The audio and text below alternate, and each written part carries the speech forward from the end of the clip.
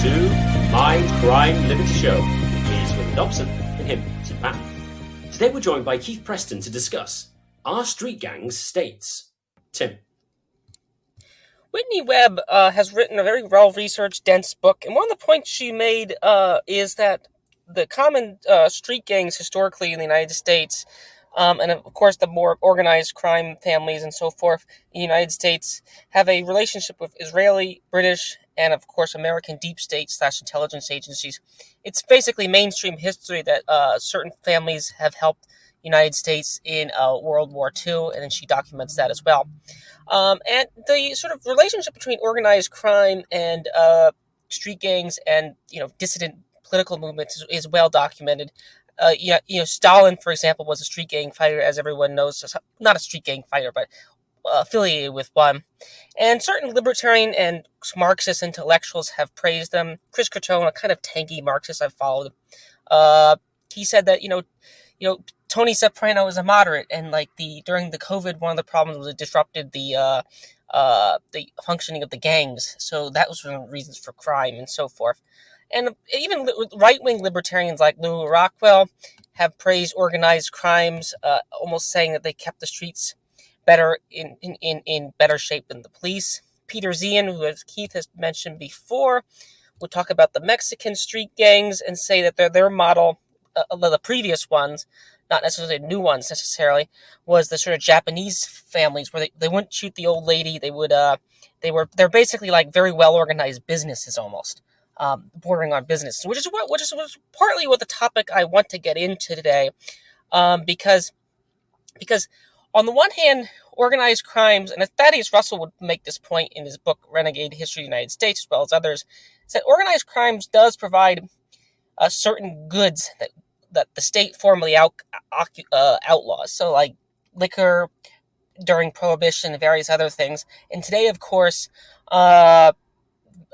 drugs and so forth in the United States.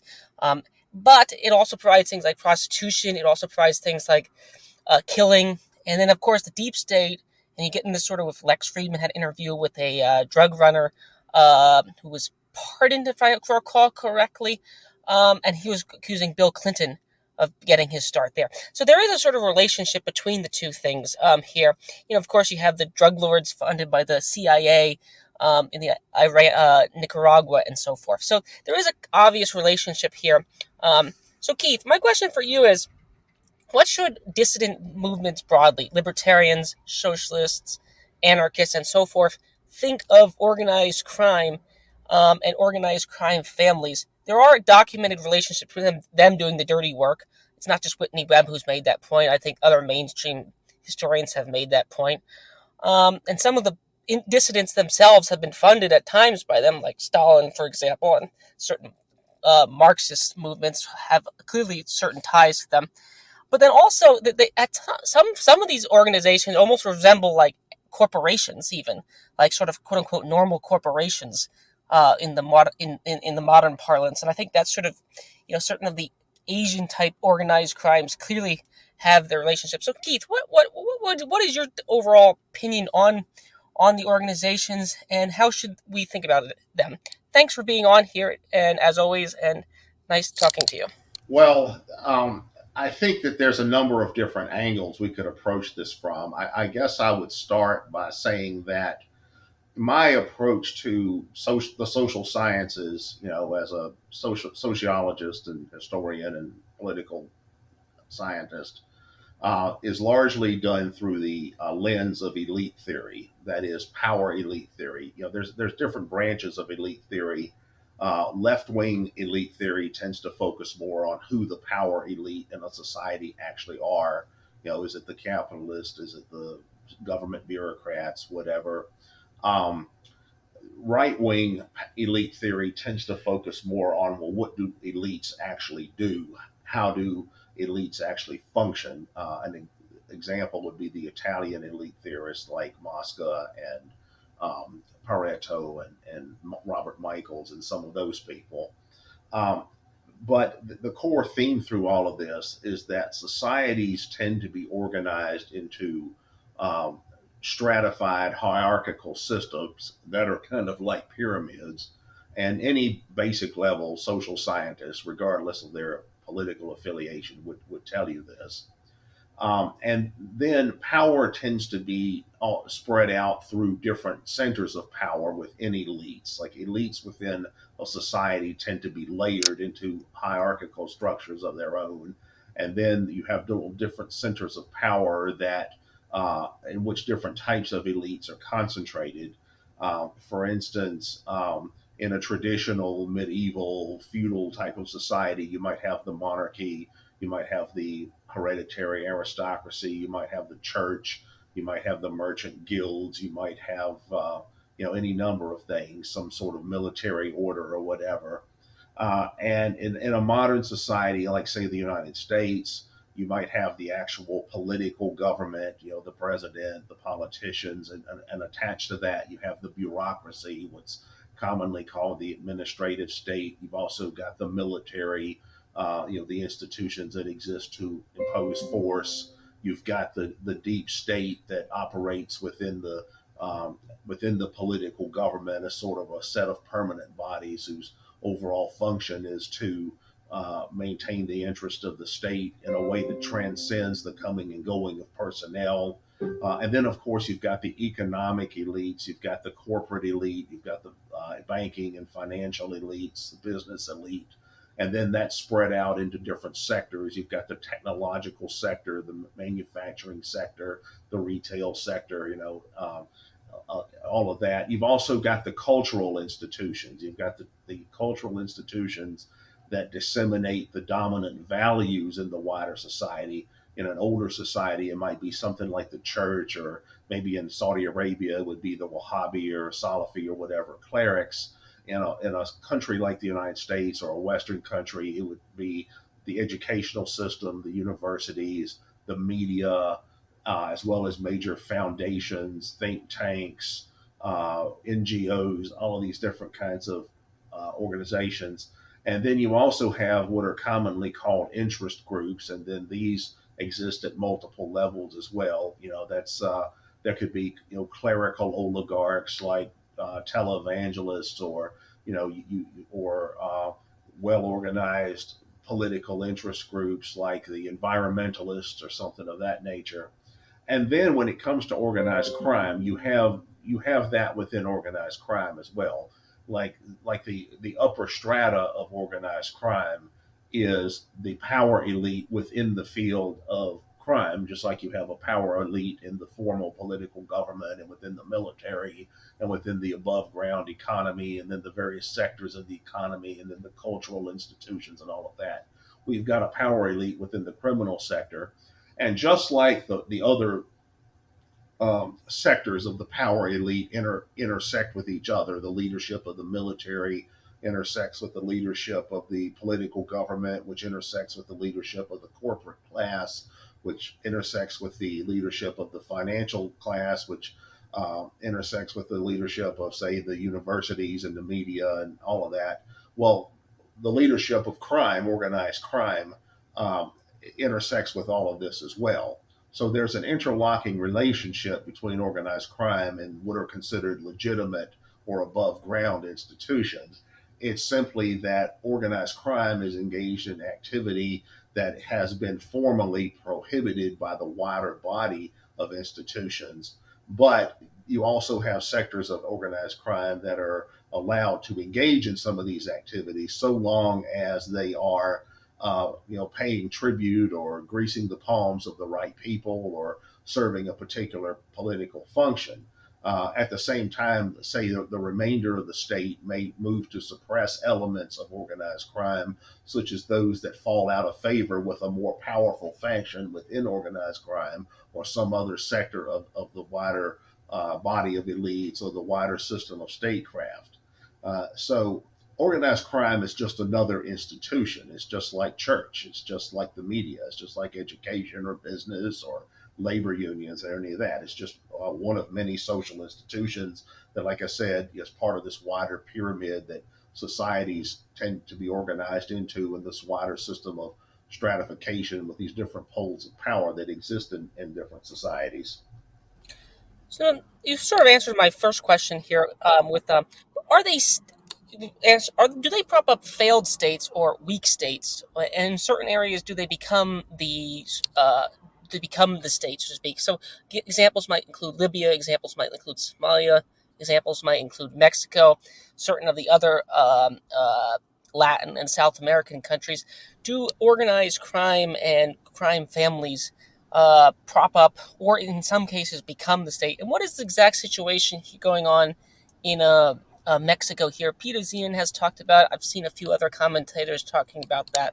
That there's a risk that they almost are going to become in certain areas the de facto quote unquote legitimate state, which to me, as someone who is on a theoretical level, again I don't do much practical thing, but at a theoretical level, I think of myself as libertarian anarchist. It's kind of a strange thing when you see this sort of seemingly outlawed political movement, because a gang would be a kind of ultimately outlawed political movement. It's not just a political party. It's a kind of whole apparatus of different things. What is your take on that? And do they exactly prop up these failed states? Are they necessary in certain ways in those societies here? Keith? Yeah, all of those are really interesting questions. I guess the first question you would have to ask is, what is a state? What is a government? And there are different definitions of that. Political scientists don't really agree on what the definition of a state is. Um, Max Weber said that a state is an institution that is capable of exercising a monopoly on violence within a particular territory, meaning that the state can do things involving violence that other people couldn't do. The state can make war, the state can collect taxes, the state can conscript soldiers, the state can arrest and punish people who break laws. Uh, Other institutions or individuals don't really have that power. If they try to do things like that, then they're simply considered thieves or enslavers or criminals or something like that. A broader definition of the state might be something like a centralized organization that is able to impose uh, rules over a particular set of people within a particular geographical environment. That's, I suppose, a wider definition of a state. Any group that has territory with rules and some kind of organizational method of enforcing them would be considered a state.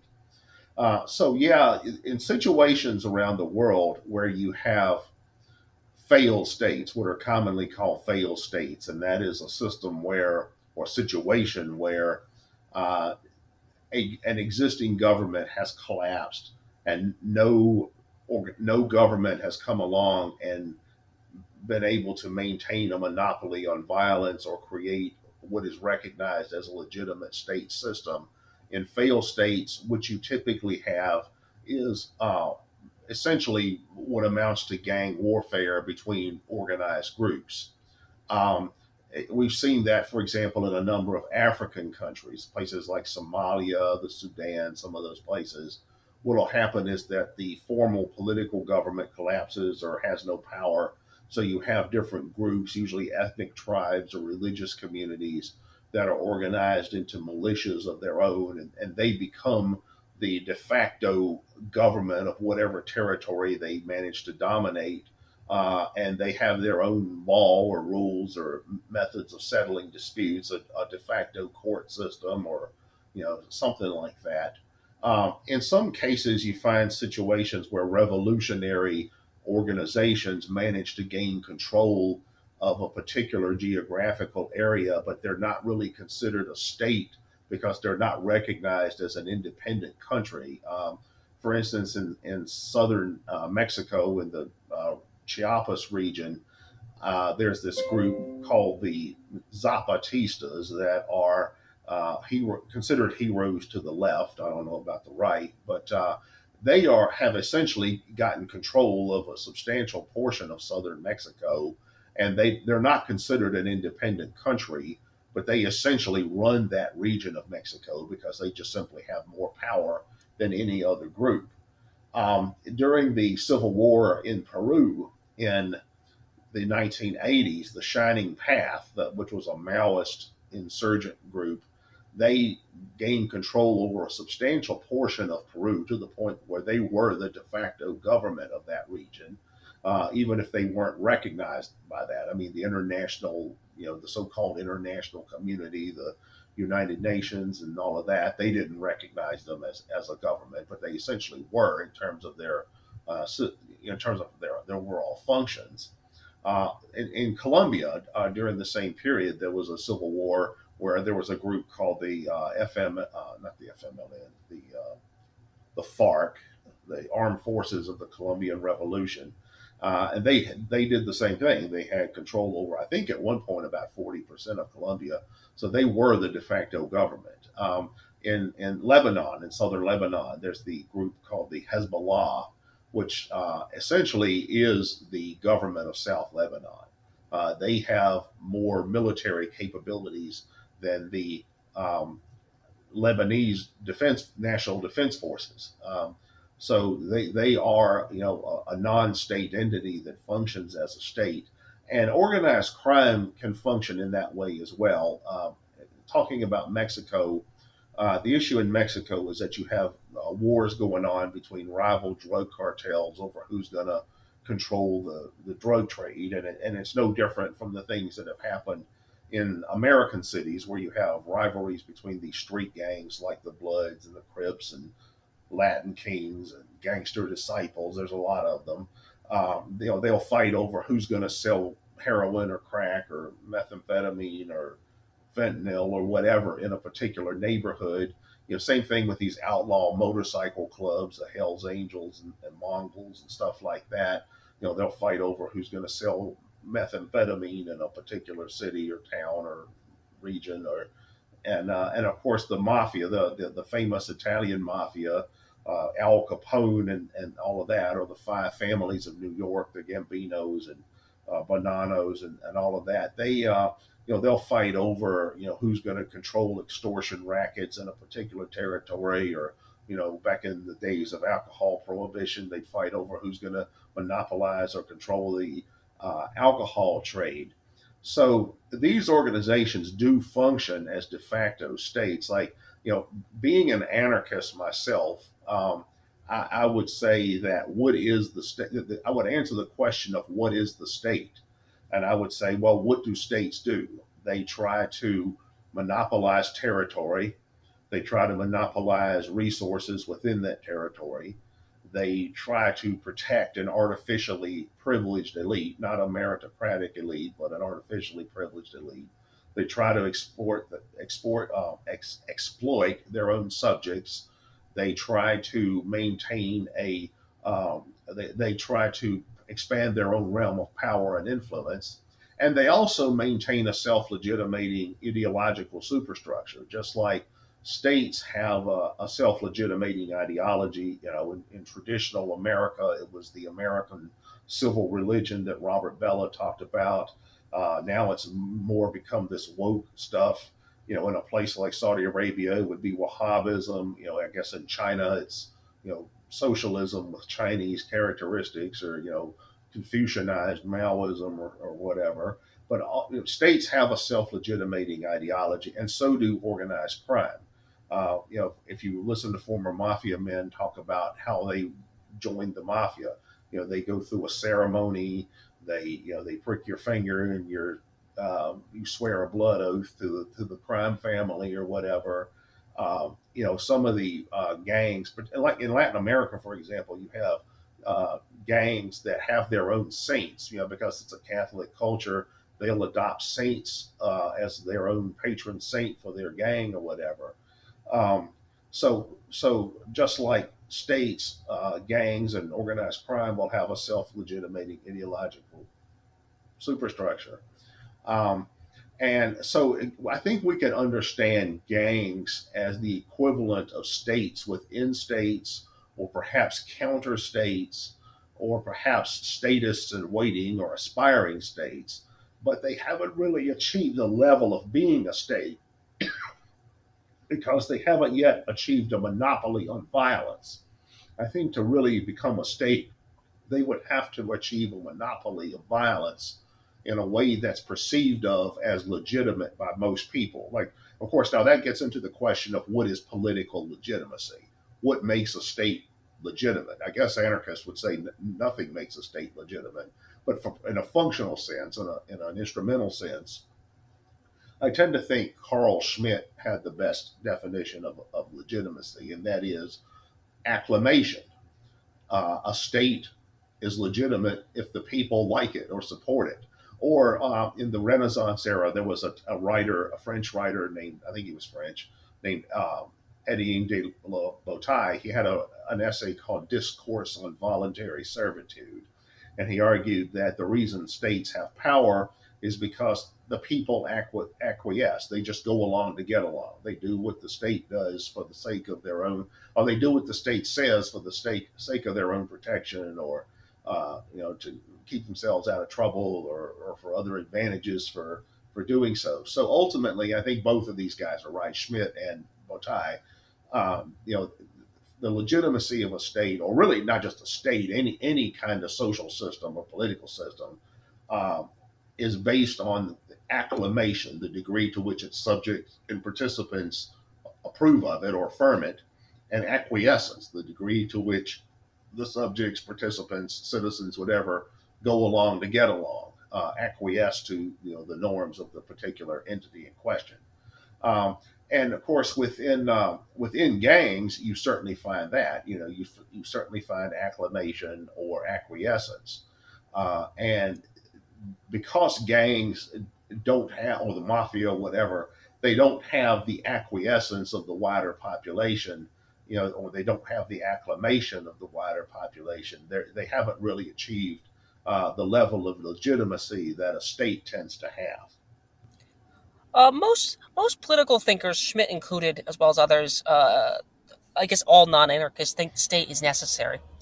Chris Cottrell, the Marxist, made a comment. He said that in many ways, that states, that organized crime is basically uh, a corresponding underworld that's existed basically since what we know as industrial capitalism. I know people like Murray Rothbard and Lou Rockwell wouldn't call that pure capitalism, but this basically the order since the 1830s in the United States and France, England, and so forth.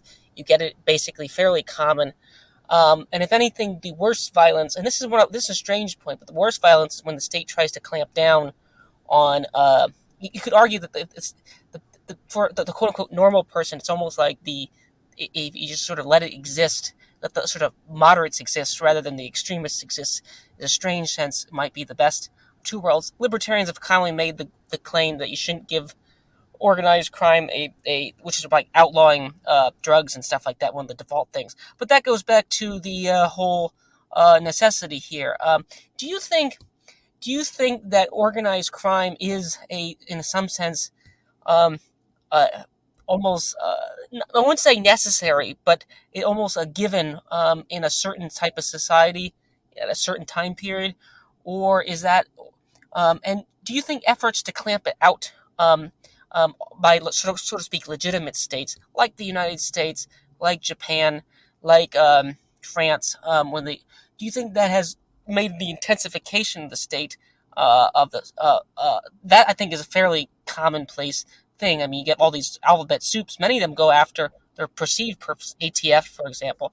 Do you think it's intensified the sort of quote existing normal state? And do you think they are, to some extent, I don't know if you say necessary, but just sort of inevitable? Because there is an underclass that exists, and their primary recruiting area seems to be the very underclass of the, so to speak, legitimate societies. What would you make of that kind of analysis, Keith?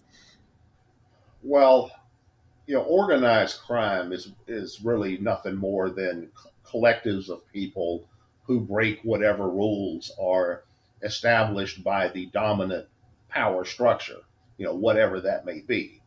For instance, in the hardline Stalinist countries, the possession of religious artifacts was at times illegal, like a crucifix or a Bible or something like that. So members of organized crime in those particular societies, they would turn selling Bibles into a lucrative criminal enterprise, or selling Qurans or something like that.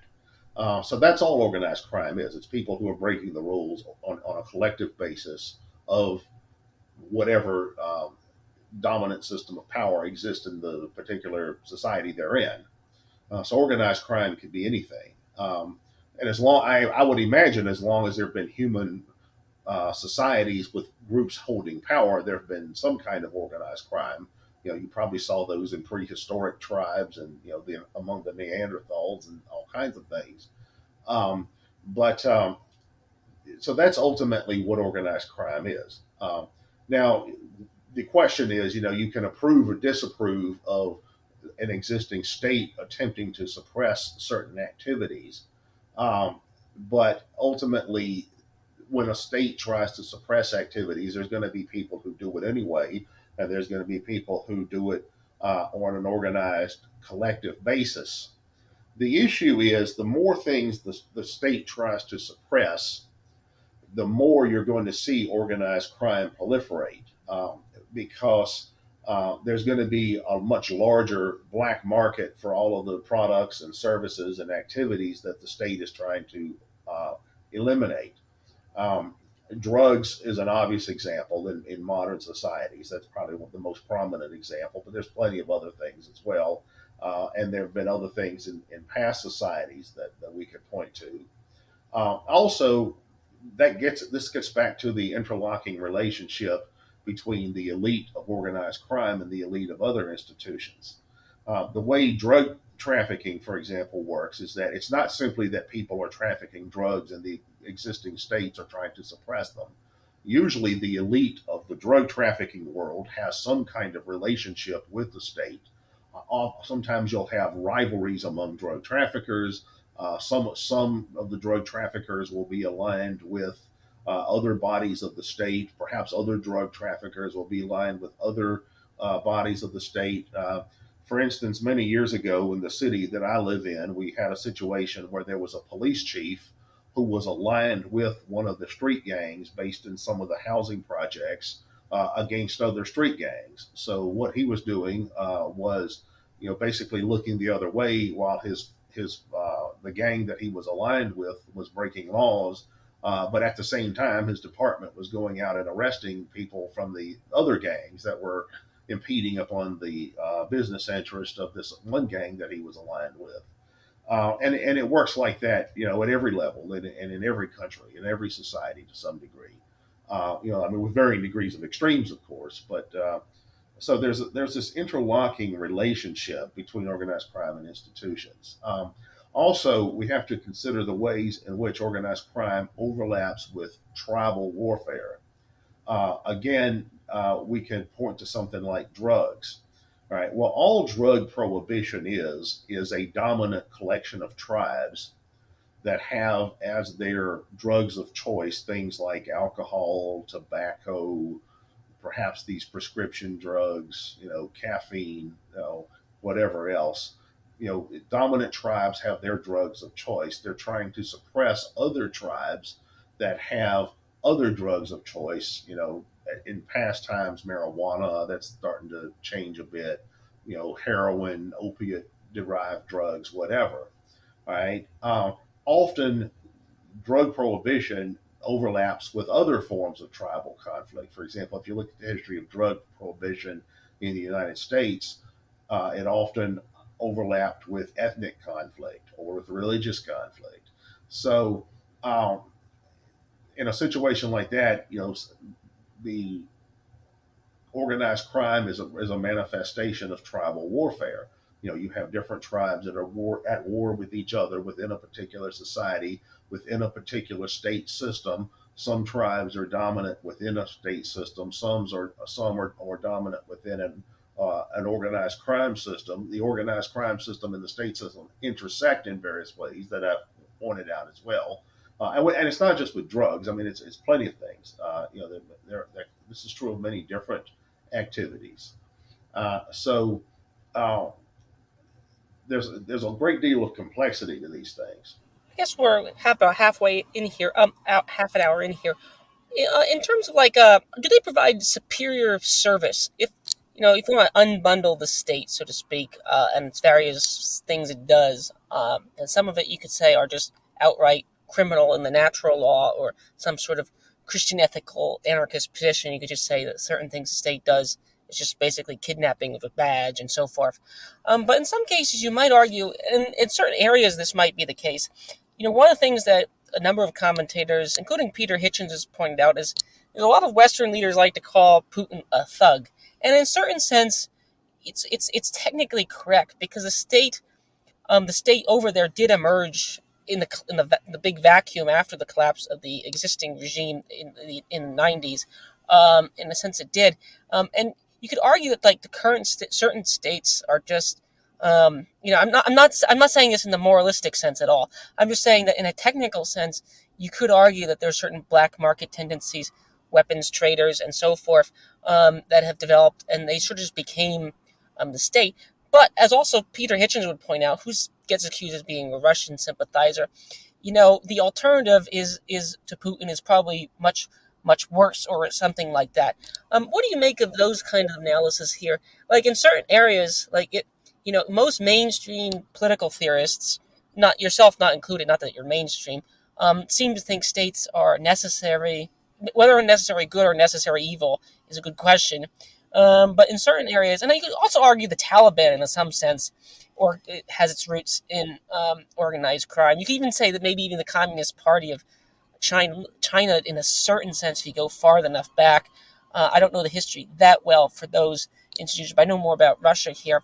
But there is some sort of link here. I mean, and the corporations there, so to speak, are, but again, I know the same tendencies exist in the United States. The United States has also an ugly sort of underbelly. I'm not trying to prop up the United States or pick on Russia in that sense here. But what'd you make on that? Or do they provide superior services than, so to speak, certain democratic states? Or because, I think we did episodes with you on Thomas Hobbes, and it seems like in certain areas, if there's enough disputes, it's civil war, or it's bad. It's sort of bad anarchy here. At least you have some kind of quote unquote peace. Or do you think that the price of it isn't worth it here? Keith, any thoughts on that kind of question / comment here regarding to Russia, or to, of course, to other states as well? Well, someone like Peter Hitchens is a traditional conservative, which means that he's probably very influenced by the thinking of Hobbes, or at least implicitly. And what Hobbes believed, of course, was that if human beings are in a state of nature, all you're going to have is just ongoing civil war and glorified gang warfare. So you need a sovereign, somebody or some individual or group that has absolute power, a monopoly on violence, in order to suppress the chaos associated with civil conflict, so that civilization can exist. Um, that's basically, the Hobbesian viewpoint. Many conservatives believe that, and certainly, I think you could apply that theory to a place like Russia with some degree of seriousness, because I do think it's true that if Russia, in its present form, simply split apart into multiple countries, what would happen to the nuclear weapons that are in the possession of the Russian government? They have more nuclear weapons than any other country in the world. And if Russia were to just simply collapse and become a failed state, like, say, Somalia or Libya or somewhere like that, what would happen to all these nukes? Who would get them? So that would be a rather serious issue. In that sense, you could argue that a Hobbesian Leviathan may have certain benefits that, say, a state of nature would not have. Another illustration might be the former regime in Iraq, the regime of Saddam Hussein, the Ba'athist regime. I remember in the build-up to the Iraq War, the second Iraq War in 2003, I knew people who had neoconish leanings, and they were saying, "Isn't it wonderful that we're going to make Iraq into a democracy?" As if all it took to make Iraq into Sweden would be an invasion by the United States. And I used to say then, well, if you get rid of Saddam Hussein, what you're going to be faced with is an insurgency by all of these Takfiri elements that have been suppressed by the Ba'athist regime. And that's exactly what happened. That's how we got ISIS and other similar groups. And people used to say, well, we'll have democracy in Iraq. And I'm like, well, if you have an elected parliamentary state in Iraq, what you'll get is a Shia majority state that will be pro-Iranian. And that's exactly what happened when that model of government was introduced in Iraq. So the Hobbesian argument has validity. The question is at what cost? At what cost do you want to have a leviathan or sovereign that's able to merely keep order to prevent chaos? When does there become too much order? That's really obviously an important question. It's one that uh, political theorists debate among themselves. Modern liberal theory, of course, as we know, is based on the idea, well, okay, you start with Hobbes's presupposition that society is a social contract. You need a sovereign, and then by accepting the benefits of living in civilization, by implication, you form a contract with the sovereign to obey whatever rules exist in a particular society. And then now the obvious problem with that is, well, what if the ruler of your particular society is Saddam Hussein or is Adolf Hitler or is Joseph Stalin? And then you have liberals like Locke and Rousseau and some of these other people who talked about the natural rights of man, and well, the sovereign's got to respect the natural rights and he's got to respect consent of the governed, and whether any actual state works like that is a different question. But that's modern liberal theory in a nutshell. Um, and I don't think there's really any answer to these questions. What I believe personally is that as an anarchist, I think that the state is basically just the mafia with a flag, and as to what the alternative to that is, the alternative is to expand the realm of civil society and voluntary cooperation and voluntary association and individual sovereignty to the greatest degree possible. Now, the problem that comes in is what happens when you have warring tribes that are in conflict with each other. Well, preferably you separate them as much as possible, or they self separate as much as possible, and then there's hopefully some kind of détente, and they have a mutually constraining effect on each other. And as a general rule, that's probably about as good as it's going to get.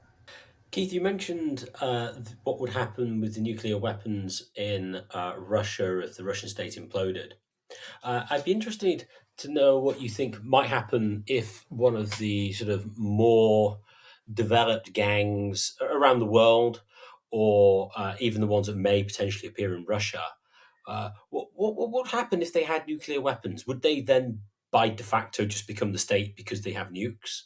And how would they? I mean, this might be slightly off topic a little bit, but I was wondering what might we expect them to do, because this kind of gets into whether or not the leaders of the street gangs are sort of rational actors, because you go to sort of, oh well, Rocket Man Kim Jong Un is kind of crazy. Oh well, this is a popular perception of him, which I think is untrue. We're going to get nuked because he's mental and he's going to nuke everybody. So I think you might go down a similar way with the street gangs. But I'm just interested, what do you think would happen if a street gang got hold of nukes? Or a more developed gang rather than the street gang as such, if you see my point. Yeah, well, I think that the mafia having nukes, like I think the Gambino crime family having nukes, wouldn't be any different than the state having nukes. It would, like let's say the Italian mafia had nukes. Okay, well that differs from Russia having nukes, or America having nukes, or China having nukes, or North Korea or Israel having nukes. Exactly how? I don't know that it would. The Italian mafia are self-interested actors, very self-interested actors, and so they're going to do what's in their self-interest. And the reason we haven't had a nuclear war yet, in the even with the advent of nuclear weapons, is because the various entities around the world that have nuclear weapons under their control know that it's not in their self-interest to have a nuclear war. And that would be just as true of organized crime, in the conventional sense, as any state. What I would be most concerned about when it comes to somebody actually launching a nuclear first strike would be some sort of religious nut that gets control of a particular state somewhere and thinks that they're going to go to heaven or whatever if they launch a nuclear strike. Or somebody who basically wants to carry out one big murder suicide, like these cases you hear about where some psychopath shoots his wife and kids and then commits suicide. What if a guy like that became a head of state somewhere? I think those are the two dangers that are presented when it comes to nuclear weapons. Religious fanaticism or just individual psychopathy. Um, I don't, so far we haven't experienced that yet. When it comes to nukes, if we ever do, that might be the end. But I tend to agree with Martin Van Crevel, who argued that, ironically, the advent of nukes has had the effect of reducing war between states because it raised the cost of war to the point where it's cost prohibitive. Every state. I mean, when the Soviet Union had nukes with when Leonid Brezhnev and Alexei Kosygin were in power, they didn't use them. Mao Zedong, he had nukes. As crazy as he was, he didn't use them. The North Koreans, the Kims, they haven't used them. The Israelis, as fanatical Zionist as they are, they haven't used them. The United States, even with its megalomania, well, except for the H bomb in Japan, hasn't used nukes yet. So it does seem that nukes have a constraining effect on the different parties involved. And I don't see organized crime being different. Like I said, what I worry about more would be religious fanaticism or just individuals with a murder suicide impulse. Keith, where would you put organized crime within the global power elite? Do you think that they're somewhere towards the top, the middle, the bottom? Is there anyone who's kind of like close to anywhere on the top, or do you think to a large extent uh, anybody who is towards the top of the power elite must be some sort of state adjacent factor? Or where do you think they fit? Well, I think that it gets back to what I was saying earlier about the way that the institutions are structured.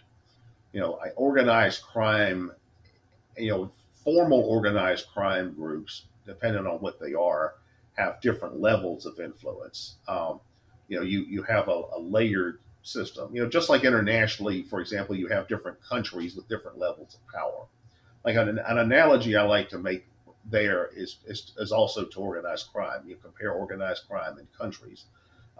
If you look at in the United States, if you look at organized crime, the the Italian mafia families are among the elite of organized crime, and they've declined in influence somewhat in recent decades. But when they were at their pinnacle, they were the elite of organized crime.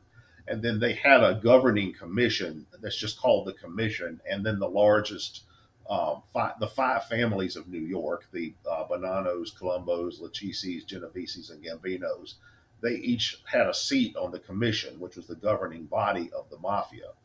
And then you also had lesser crime families that tended to be aligned with different crime families. For example, you had the Cavalcantis that were based in New Jersey. The Sopranos TV show was actually based on them. They were aligned with some of the five families.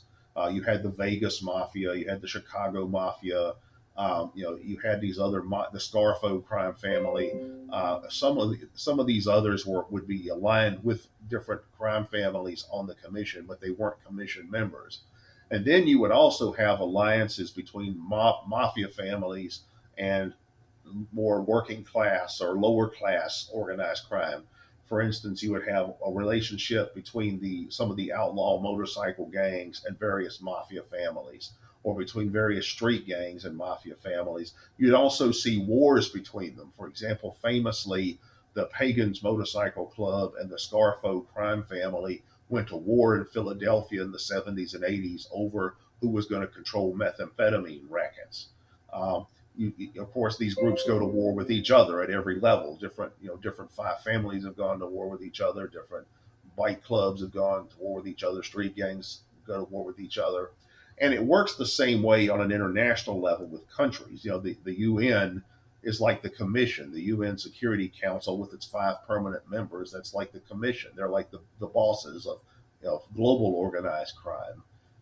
And then you've got the lesser powers, say Germany, Japan, whatever. They don't have seats on the commission, but they're still aligned with the major powers. And then further down, you've got the Pakistanis or the Iranians or the Saudi Arabians, and there's all these shifting alliances with the dominant centers of power or with each other, and then there's conflict with each other.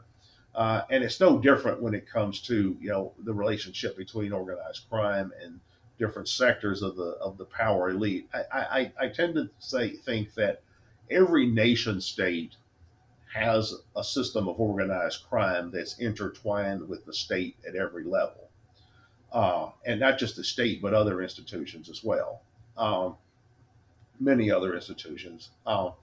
And at an international level, I would say that the the governments of different countries, transnational corporations, transnational financial institutions, and transnational criminal organizations are all interconnected as well.